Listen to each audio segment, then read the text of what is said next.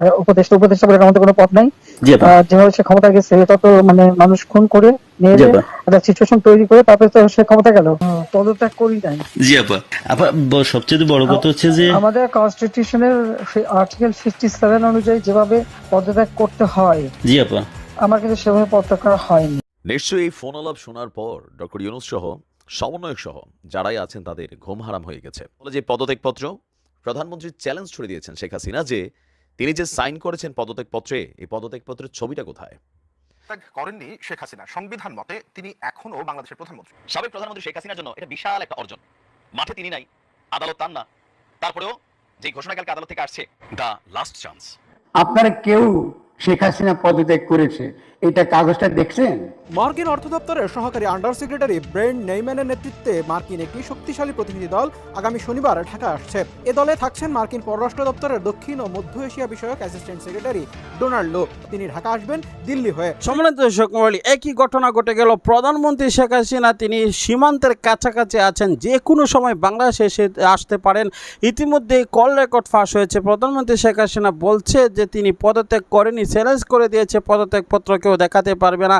কেননা তিনি এই জুড়েই বলছেন রাষ্ট্রপতি শাহাবুদ্দিন চুপ্পু শেখ হাসিনার নিযুক্ত ব্যক্তি, সে বসে রয়েছে বাংলাদেশে তার আসনে, এবং সেনাপ্রধান ওয়াকারুজ্জামানও শেখ হাসিনার ব্যক্তি। আর সেই জুড়েই তিনি এই কথা বলছেন যে কোনো সময় বাংলাদেশে আসতে পারেন।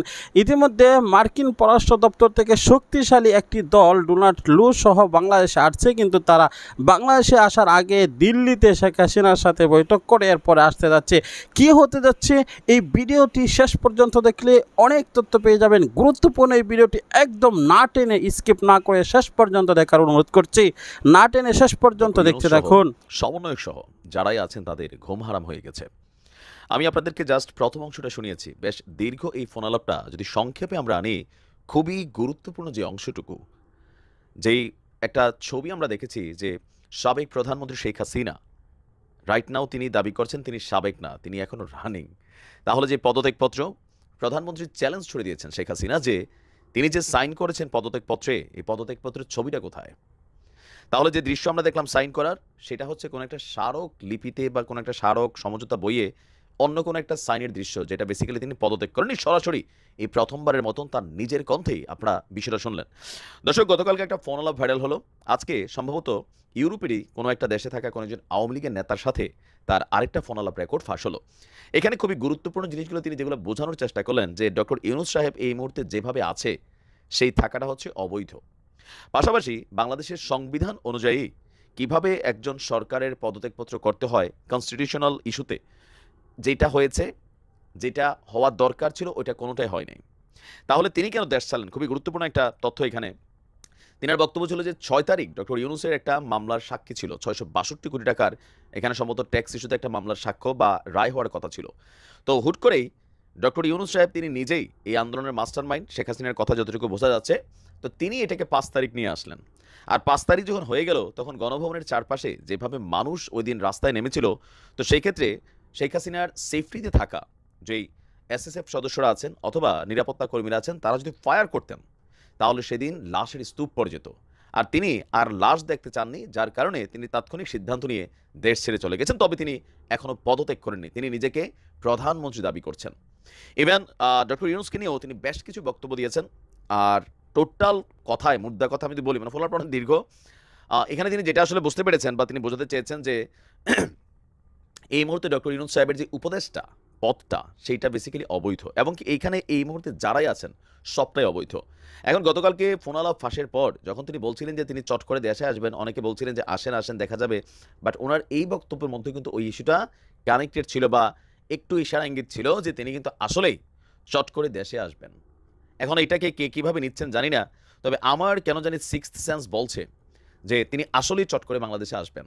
আর আসার পর যেহেতু এখনও সংবিধান পরিবর্তন হয়নি, আবার সাংবিধানিক বাংলাদেশের গতানুগতিক দ্বারা যে সংবিধান ছিল সেই সংবিধানে রাষ্ট্রপতি সকল মানে সবচেয়ে সর্বোচ্চ ক্ষমতার অধিকারী চুপ্পু সাহেব, তিনি কিন্তু শপথে বহাল আছেন।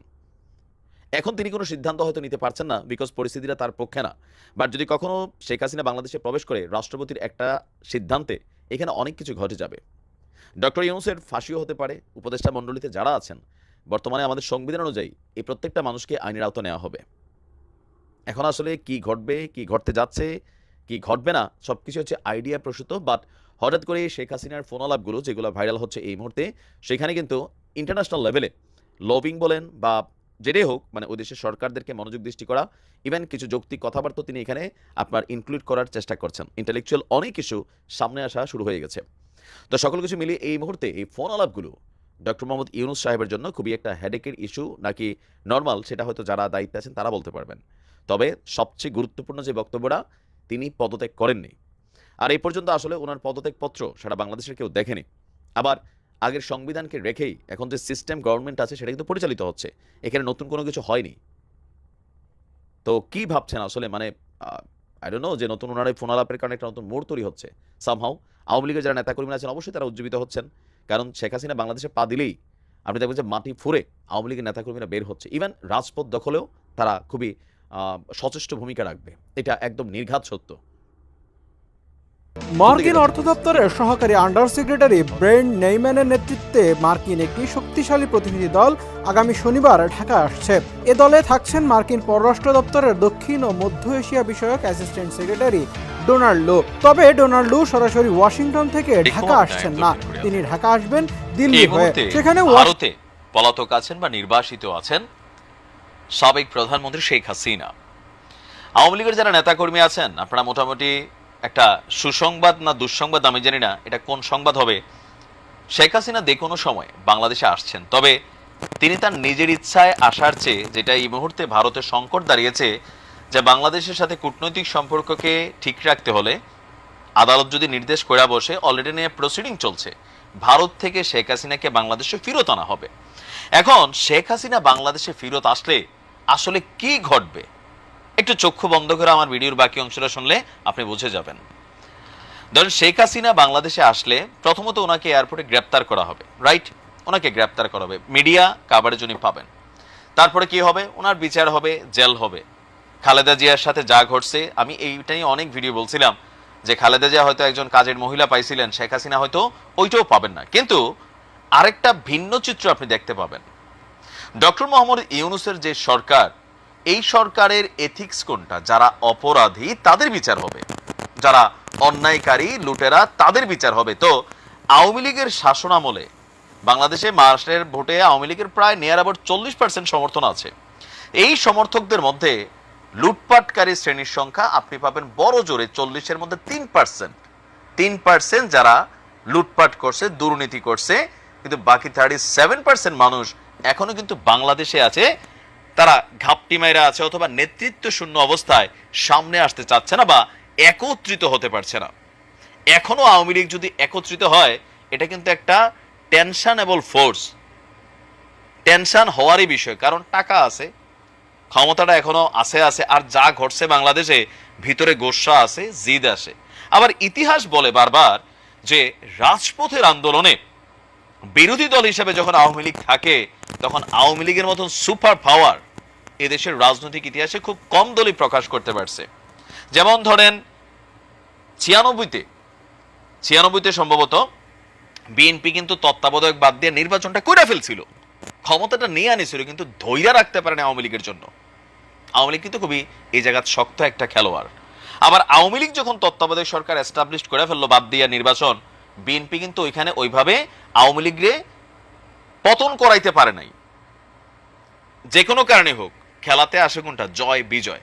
তো এখন যদি শেখ হাসিনা বাংলাদেশে আসেন, তিনি যদি জেলেও থাকেন, ওনার তার ফাঁসি দিয়ে দিবে না, এটা হবেও না। জেল হবে, ডিভিশনগত সুবিধা পাবেন। ডিভিশনগত সুবিধা তো বোঝেনি। অনেকে মনে করেন যে ওনার রিমান্ড হবে, অনেক থেরাপি টেরাপি, এগুলা ভুল। যারা এই লেভেলের, আইন সবার জন্য সমান না, আমাদের মন্ত্রী এমপিরাও কিন্তু আলাদা ডিভিশন পায়, মানে জেলের মধ্যে একটা সুন্দর রুম থাকে, সেখানে তারা ভালো ভালো খায়, কম বেশি আর কি। তাদের সুযোগ সুবিধা, চিকিৎসা, এখানে অনেক কিছুই আলাদা হয়, যেটা আমার আপনার মতন সাধারণ মানুষ আমরা যেরকম ভাবি ওই রকম না। কিন্তু মাঠে যে আওয়ামী লীগ শূন্য একটা অবস্থান তৈরি হয়েছে, সেটা কিন্তু আওয়ামী লীগ শূন্য থাকবে না। এখন যেমন 10 জন সমন্বয়ক বা 5 জন বিএনপি নেতা চাইলেই একজন বাড়িতে গিয়া আওয়ামী লীগের একটা প্রতিষ্ঠানে আপনি হাত দিয়ে ফেলতে পারতেছেন, একজন মানুষের পিটাই ফেলতে পারতেছেন, অথবা একটা ব্যবসা দখলদারিত্ব নিতে পারতেছেন, ওইটা কিন্তু থাকবে না। কেন থাকবে না? ডক্টর ইউনূসের সরকার যতক্ষণ ক্ষমতায় আছে, এই সরকারটা কিন্তু কোনো দলকে আলাদা ফেভার দেবে না। গতকালকে শুনছেন না, সোজা বক্তব্য ডক্টর ইউনূসের, আমরা কোনো দলের পক্ষে অবস্থান না, আমরা এমন একটা পক্ষ অবস্থান যেন এই দেশে ডেমোক্রেসি ফিরে আসে। তো গণতন্ত্র যদি ফিরাই আসে, অলরেডি আওয়ামী লীগের নিয়ে যে নিষিদ্ধের রিট হয়েছে সেটা বাদ নাকি?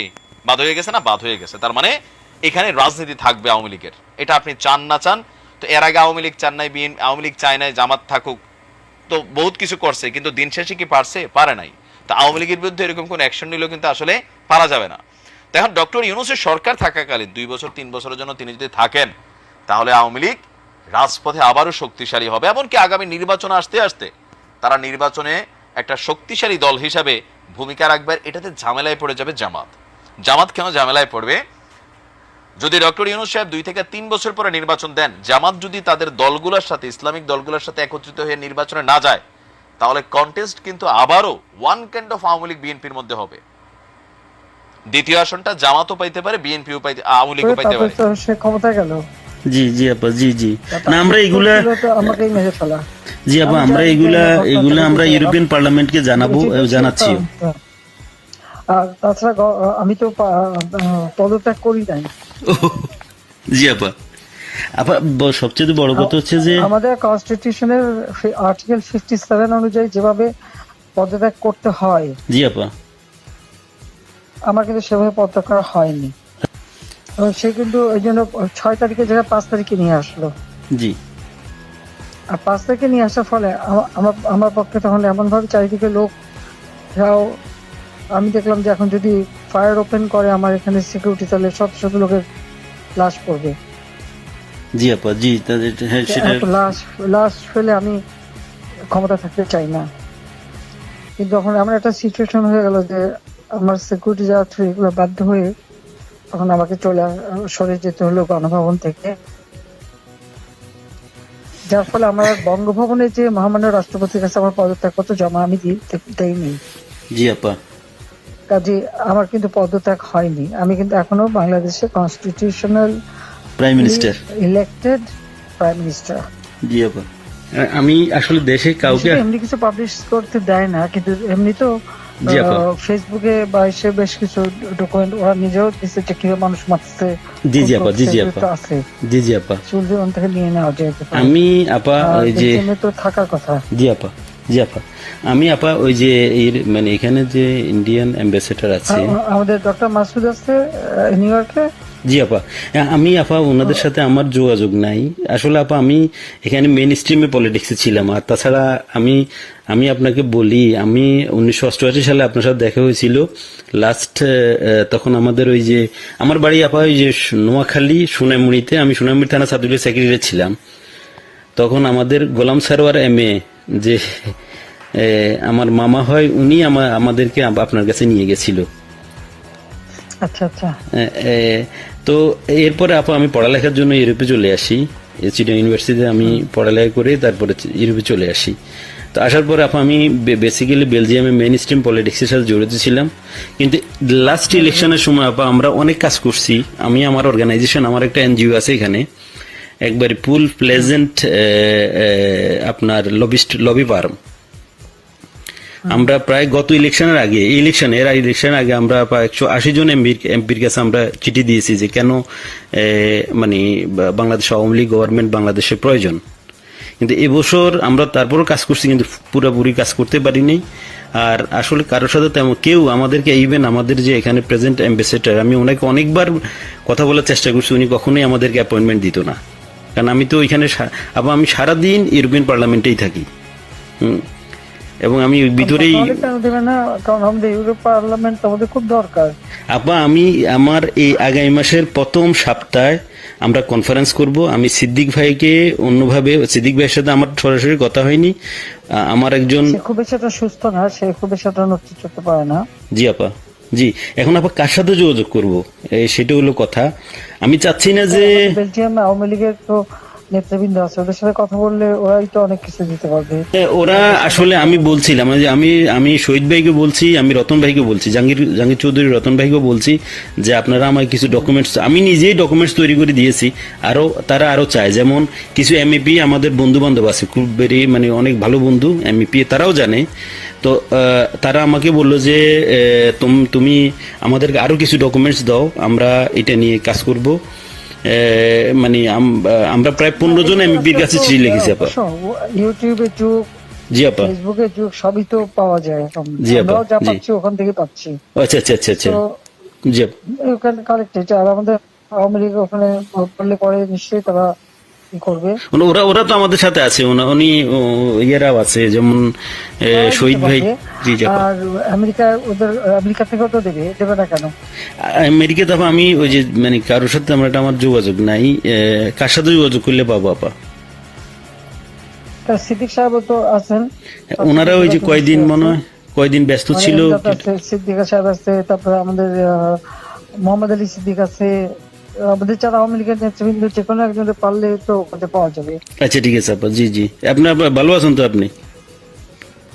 হ্যাঁ আমি ভালো আছি। আর আমি যখন পাওয়ার ছিলাম অনেক ডকুমেন্ট, ওই যে মানুষকে মেরে ঝুলিয়ে রাখা এগুলি সমস্তই তো দিচ্ছি। আমরা এগুলা আমি চাচ্ছি ক্ষমতা দখল, সে তো জবরদখল করছে, জি আপা, জি। তার কোনো লিগালিটি নাই যে হচ্ছে উপদেষ্টা বলে আমাদের কোনো পদ নাই। জি আপা, যেভাবে সে ক্ষমতা গেছে এটা তো মানে মানুষ খুন করে মেরে একটা সিচুয়েশন তৈরি করে তারপরে তো সে ক্ষমতায় গেল। জি জি আপা, জি জি। না আমরা এগুলা আমাকেই মেরে ফেলা। জি আপা, আমরা এগুলা আমরা ইউরোপিয়ান পার্লামেন্টকে জানাচ্ছি। আর তাছাড়া আমি তো পদত্যাগ করি নাই। জি আপা। আপা সবচেয়ে বড় কথা হচ্ছে যে আমাদের কনস্টিটিউশনের আর্টিকেল 57 অনুযায়ী যেভাবে পদত্যাগ করতে হয়, জি আপা, আমার কিন্তু সেভাবে পদত্যাগ করা হয়নি। আচ্ছা আপা, এই আন্দোলনের পিছনে থাকার একটা বড় কারণ হচ্ছে যে তার যে দুর্নীতি, জি আপা, মানি লন্ডারিং, জি জি আপা, ট্যাক্স ফাঁকি দেওয়া, জি, লেবারদের অর্থ আত্মসাৎ করা, জি, আবার লেবার লিডারদের ঘুষ দেওয়া, জি আপা, এই সব কিছু মিলেই কিন্তু সে একটা সিচুয়েশন তৈরি করতে যাচ্ছে। তার সাথে তারা কিন্তু কিছু দেশ সবসময় সাপোর্ট করে, ওইটা সে কাজে লাগাইছে।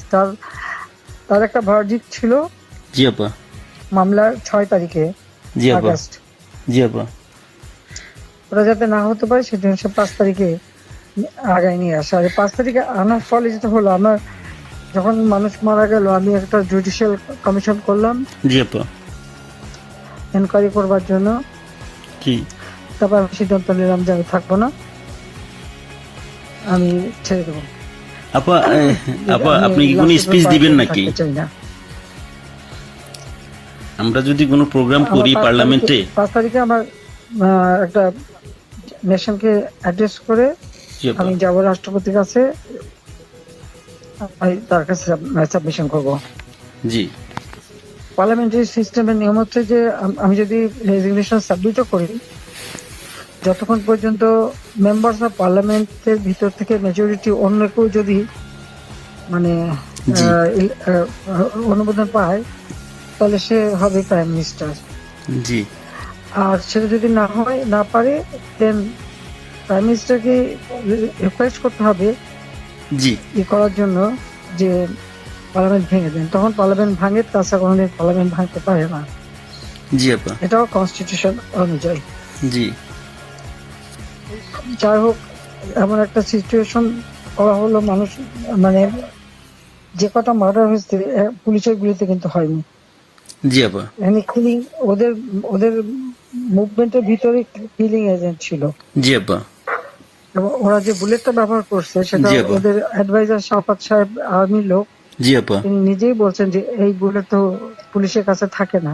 জি আপা, তার মানে সাধারণ লোকের কাছে এই আর্ম ছিল। আর ওই বুলেট আমাদের ওটা কার কাছে আছে কেউ, এবং আজ পর্যন্ত এই বুলেট সম্পর্কে কোনো তদন্ত নেই, বা এই রাইফেল কে ব্যবহার করছে কোনো তদন্ত নেই। এমনকি কিছু লোক পুরুষ মানুষ বোরখা পরা, জি, পুরুষ মানুষ বোরখা পরে জি আপা, যেমন ইন্ডাস্ট্রিতে আগুন দেওয়া থেকে শুরু করে এই ইসে।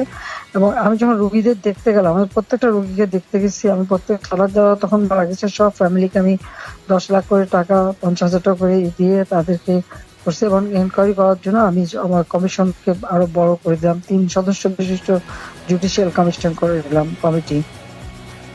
জি আপা। যাও, সেগুলো তো করতে দেওয়া হয়নি। দেন আমি যখন ডিসিশন নিলাম যে এরকম অবস্থা আমি থাকবো না। জি আপা।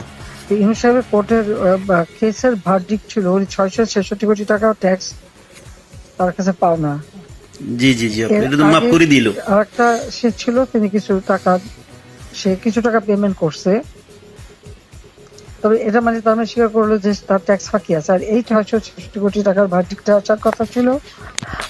আর গ্রামীণ ব্যাংকের এ পর্যন্ত যে টাকা 26,000 কোটি টাকা সে মানি লন্ডারিং করে বিদেশে নিয়ে যাচ্ছে, এটা অডিট রিপোর্টে বের হয়েছে। ও জি আপা জি। ওই ভার্ডিক্ট গুলি মানে ওটার উপরে তার বিরুদ্ধে কেস। এবং সে কিন্তু ওই জন্য 6 তারিখের জায়গায় 5 তারিখে নিয়ে আসলো। জি। আর 5 তারিখে নিয়ে আসার ফলে আমার পক্ষে তখন এমন ভাবে চারিদিকে লোক, আমি দেখলাম যে এখন যদি ফায়ার ওপেন করে আমার এখানে সিকিউরিটি, তাহলে শত শত লোকের লাশ পড়বে। জি আপা জি, হ্যাঁ সেটা লাশ ফেলে আমি ক্ষমতা থাকতে চাই না।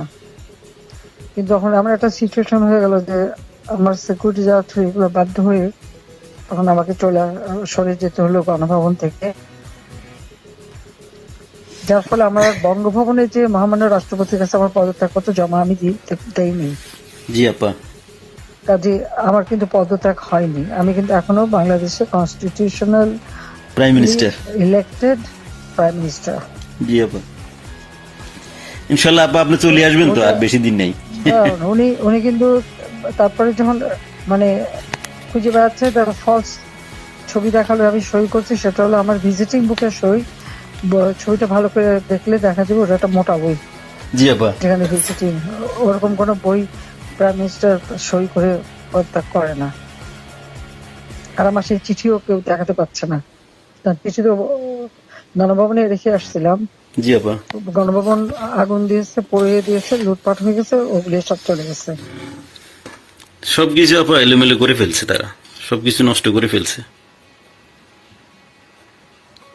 এত সুন্দর করে দেশটাকে উন্নত করে সমস্ত জায়গায় কি সম্মান বাংলাদেশের। আমি গেলাম আপা, আমি বিদেশে সংস্থার সাথে কাজ করি আপা, বুঝছেন, সম্মান তারা দিল। আমরা তো জানি আপা আপনার অ্যাচিভমেন্ট, আপনি যা করে দিয়ে গেছেন বাংলাদেশের জন্য বা করবেন, এটা আর কেউ করতে পারে না, পারবেও না, এটা বিদেশিরাও স্বীকার করে। আমি তো আপা মানে 10 বছর থেকেই ইউরোপিয়ান কমিশন পার্লামেন্টের লবিস্ট হিসেবে কাজ করি বিভিন্ন ইয়েতে। আমরা তো বিভিন্ন অর্গানাইজেশনে আছে, আমরা ইনশাল্লাহ আপা আমি বাংলাদেশ নিয়ে কাজ করো, যাতে ইলিগাল লোক সে পাসপোর্ট ক্যান্সেল করে, সে 495 জন আমাদের উপজেলা চেয়ারম্যান। জি আপা। 5,000 5,500 ইউনিয়ন পরিষদ চেয়ারম্যান। জি জি আপা। মেয়র পৌর কর্পোরেশনের, জি আপা। মেয়র সিটি কর্পোরেশন, তাদেরকে সে এক নোটিশে বাতিল করে দিল। এখন বন্যার সময় আমাদের সব সেট করা প্রোগ্রাম। জি আপা। এখন বন্যার সময় মাইকিং করে এগুলো টাকা উঠাচ্ছে, কিন্তু ডিস্ট্রিবিউশনের নাম নেই। ওরা তো আপা মানে ওরা তো দুর্নীতির মানে পুরা আখড়া করে ফেলছে পুরা দেশটাকে। এখন তো মানুষের কাছ থেকে জিম্মি করে টাকা নিচ্ছে তারা। হাতে অস্ত্র আর লাঠি। জি আপা। গলা কেটে কেটে আবার আওয়ামী লীগের নেতাদের হত্যা করছে, গুলি করে হত্যা করছে। জি জি আপা। আমার কোনো দিন নাই যে তারা মারছে না, জি, কারণ কারো করে ইয়ে করছে দিন দিন, এটা করে যাচ্ছে। এর কোনো ইনকোয়ারি নাই, এর কোনো বিচার নাই, কিচ্ছু নেই। স্কুলের টিচার প্রায় 1,000 কত 200-র উপরে টিচারদের অপমান করে, যে ইউনিভার্সিটির প্রিন্সিপাল তাদেরকে এই বাচ্চাগুলিকে কিভাবে করে দিয়ে তাদেরকে অপমান করে স্কুল শিক্ষকদের গাছের সাথে বেঁধে রাখে। জি আপা, আমরা এটা লিখছি আপা, এটা আমরা ইউরোপিয়ান পার্লামেন্টের হিউম্যান রাইটস কমিশনের যে চেয়ারম্যান, সে হলো ফ্রান্সের একজন এমপি, তার কাছে লিখছি এবং এর ডকুমেন্টারি আমরা দিয়েছি।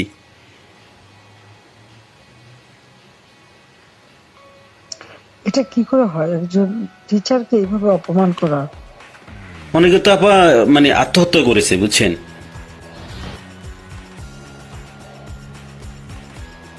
এই অপমানের জন্য।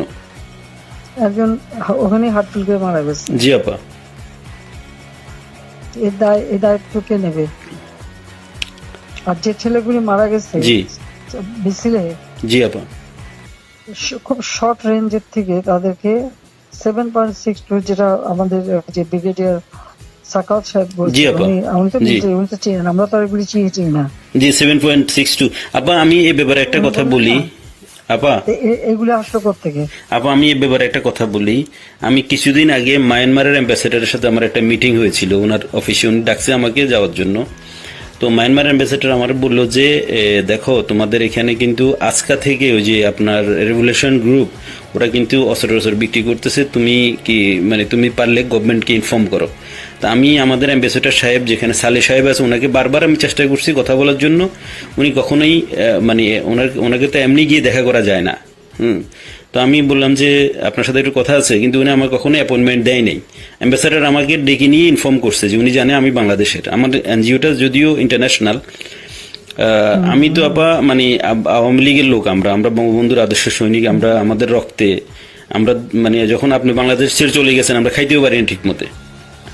আমরা তো মানে আমার তো মানে আমি পুরা হয়ে গেছি যে কি হইলো, কিভাবে কি সম্ভব, মানে এইভাবে আমরা তো বুক ফুলে বাংলাদেশে আমি লাশের স্তূপ দেখতে চাইনি। না, সেটা তো আপনি জানি, সেটা তো আমরা সবাই জানি। আপনি তো আমাদের মানে আপনি মানুষ মারলো, তারপর যে কত মানুষ মারলো। জি আপা। তারপর পুলিশ মারলো। জি আপা। আনসার তাদের কোনো হদিস নাই। জি আপা। তারপরে মানে আমাদের আওয়ামী লীগের অগণিত নেতা কর্মী, হিন্দুদের পরিবার, জি আপা, মেরে লাশ গুম করা এবং মেয়েগুলোকে তুলে নিয়ে যাওয়া। তারপরে যে আমাদের ইডেন কলেজের একটা মেয়ে, তাকে মেরে শেষে ঝুলায় রেখে বললো আত্মহত্যা করছে। জি আপা, গত 2-1 দিন আগে। জি জি। আমাদের ওই যে আমাদের মমিন পাটোয়ারি 32-এ ফুল দিতে গেছে, তাকে এমন মারলো যে মারা গেল, পরে সে তো মারা গেল। জি জি জি। একজন বয়স্ক মানুষের একেবারে উলঙ্গ করে যেভাবে তাকে হ্যারাস করলো, বয়স্ক মানুষ তাদেরকে কাম ধরে উঠবস করানো, এরা কি মানে এদের বাপ মা নাই, মানে কালচার নাই। জি আপা, মানে দেশের যে সমাজ ব্যবস্থাকে পুরাটাই মনে করেন যে শেষ করে দিয়েছে ইউনূস সাহেব তার ক্ষমতার জন্য, মানে ওনার ইয়ের জন্য, ওনার লোভের জন্য উনি দেশটা। দায়িত্ব তো তাকে নিতে হবে। জি আপা 100%। আমরা তো আবার আমি এর উপরে দিয়ে গেল ক্ষমতায়, ওনাকে উনি তো মানে ওয়েস্টার্ন কান্ট্রির ইয়ে দিয়ে চলে, ইউরোপের। আমি ওনার হয়তো আমরা পারবো না কিনা জানি না, তবে ওনাকে আমি ইউরোপিয়ান পার্লামেন্টে ওনাকে বুঝাবো যে উনি একজন সুদখোর, উনি একজন অমানবিক লোক, উনি শান্তিতে নোবেল পুরস্কার দেওয়া ভুল হয়েছে। ওনাকে যে চেহারা, ওনার যেই ধরনের মাস্ক পরে উনি চলে, উনি এর পিছনে উনি একজন প্যারোসাস লোক, একজন বাজে লোক, যে মানুষ খুন করা ছাড়া, যে মানুষের রক্ত শোষা ছাড়া ওনার কোনো কাজ নাই। Shellfish, self centred. জি আপা। আপা আপনি দোয়া রাখেন, ইনশাল্লাহ। আপনার কথা বলছি, অনেক ভালো লাগছে অনেকদিন পরে। আর তাছাড়া আমি যাদের সাথে যোগাযোগ করা দরকার, আমি চাচ্ছি যে কিছু ইন্টালেকচুয়াল বডি যারা, তাদের সাথে যোগাযোগ। প্রিয় দর্শক, ইতিমধ্যে অবগত আছেন শেখ হাসিনা তিনি যে কোনো সময় বাংলাদেশে ঢুকে যাবেন এবং তিনি পদত্যাগ করেননি বলে স্পষ্ট বক্তব্য দিয়েছে। তার পদত্যাগপত্র কেউ দেখাতে পারবে না। আর সেই বিষয়গুলো নিয়ে এখন চাঞ্চল্যকর তথ্য প্রকাশিত হচ্ছে। সকলেই মনে করছে যে এটাই স্বাভাবিক। তিনি এখনও তার নিযুক্তপ্রাপ্ত সেই রাষ্ট্রপতি শাহাবুদ্দিন চুপ্পু তার আসনে বসে আছেন এবং সেনাপ্রধান ওয়াকারুজ্জামান শেখ হাসিনার ব্যক্তি, সেও সেনাপ্রধান হিসাবে বাংলাদেশে আছেন। এবং সেনাপ্রধান আর রাষ্ট্রপতি শাহাবুদ্দিন চুপ্পুই নয়, হাজার হাজার কর্মী রয়েছে এবং হাজার হাজার পুলিশ কর্মকর্তা রয়েছে ঊর্ধ্বতন কর্মকর্তাদের মধ্য থেকে, এবং বাংলাদেশে রয়েছে অনেক সচিব শেখ হাসিনা নিযুক্তপ্রাপ্ত। সব মিলিয়ে তিনি এই জুড়েই বলছেন বাংলাদেশে আসবেন। তাহলে কি সত্যি শেখ হাসিনা বাংলাদেশে আসতে চলছে? তিনি যদি বাংলাদেশে আসেন তাহলে কি হবে? সমন্বয়করা ইতিমধ্যে কিন্তু দুর্বল হয়ে পড়েছে, কেননা সমন্বয়কদের উপরে হামলা করা হচ্ছে। বিএনপি সমন্বয়কদের উপরে হামলা করে তাদের মনোবল ভেঙে দিয়েছে। সুতরাং কারা হাল ধরবে এবং শেখ হাসিনা যদি বাংলাদেশে আসে কে ঠেকাবে তাকে, এই নিয়ে কিন্তু হাজারো গবেষণা রয়েছে। ডক্টর মোহাম্মদ ইউনূস কিন্তু সে সময় অবশ্যই তিনি চলে যাবেন, কেননা তিনি জুড়ে ক্ষমতা থাকতে চাইবেন না, এটাই স্বাভাবিক। আর এই ফায়দাটাই লুটতে চাইবে শেখ হাসিনা। সব মিলিয়ে একটি কঠিন অরাজকতার অবস্থার মধ্যে যাচ্ছে বাংলাদেশের বর্তমান পরিস্থিতি হুমকির মুখে, সামনে বড় ষড়যন্ত্রের মধ্যে পড়তে যাচ্ছে। সব মিলিয়ে এই বিষয়গুলো নিয়ে আপনাদের মূল্যবান মতামতটি কমেন্ট বক্সে জানানোর অনুরোধ করছি। নতুন হয়ে থাকলে চ্যানেলটিকে সাবস্ক্রাইব করে পাশে থাকা বেল বাটনটি অন করে রাখবেন এবং পরবর্তী সকল আপডেট যদি পেতে চান তাহলে এখনই সাবস্ক্রাইব করে পাশে থাকা বেল বাটনটি অন করে লাইক করে শেয়ার করে ছড়িয়ে দিন আপনার বন্ধু বান্ধবের মাঝে। আজকের মতো বিদায় নিচ্ছি। আসসালামু আলাইকুম রহমতুল্লাহ।